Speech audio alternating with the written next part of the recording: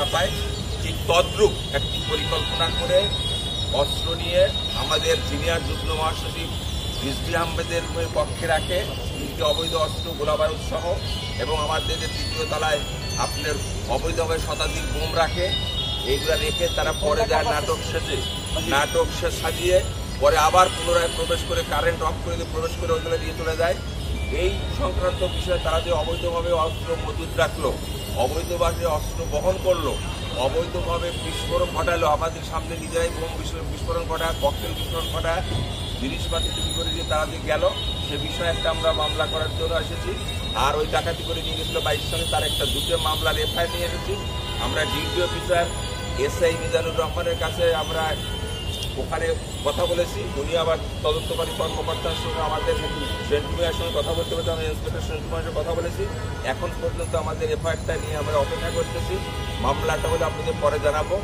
এই আমাদের জানেন তো যে বাংলাদেশ পুলিশ বাহিনীর সব লোকজন আমাদের 1971 সালে শহীদ মুক্তিযোদ্ধায় বাংলাদেশের রাজারবাগ পুলিশ লাইনে পুলিশের যে ভূমিকা ছিল, এই ভূমিকা ঘোরার নয়। অসংখ্য পুলিশ শহীদ হয়েছে, কিন্তু মুষ্টিমায় কয়েকজন পুলিশ অফিসারের জন্য সারা দেশে আজ পুলিশ বাহিনীর মান সম্মান পূর্ণ করেছে। সকল পুলিশেরাই অনেক ভালো পুলিশ অফিসার আছে, অনেক ভালো পুলিশের সদস্য আছে, কিন্তু এই গত কয়েকটি বছর 2009 সাল থেকে শুরু করে এই যে 2022 সালের 5ই আগস্ট পর্যন্ত যে 24 সালের যে নাটকীয় কাজ করেছে, এটা এই সরকারের যারা মন্ত্রী ছিল, এই সরকারের যারা সাবেক প্রধানমন্ত্রী ছিল, এই যে অবৈধভাবে পরিচিত অবৈধ প্রধানমন্ত্রী শেখ হাসিনা, তাদের চাপের মুখে পড়ে অনেকে নিজেরা কিছু পুলিশ অফিসার, 2 লাখ পুলিশ আছে, 2 লাখের পুলিশের মধ্যে তো সবাই খারাপ নয়, মুষ্টিময় হয়তো 2500 পুলিশ হলে সারা বাংলাদেশে 2500-3000 পুলিশ এই অপকর্ম করেছে। তার জন্য তো আমার 2 লাখ পুলিশের অপকর্মের সামিল হতে পারে না।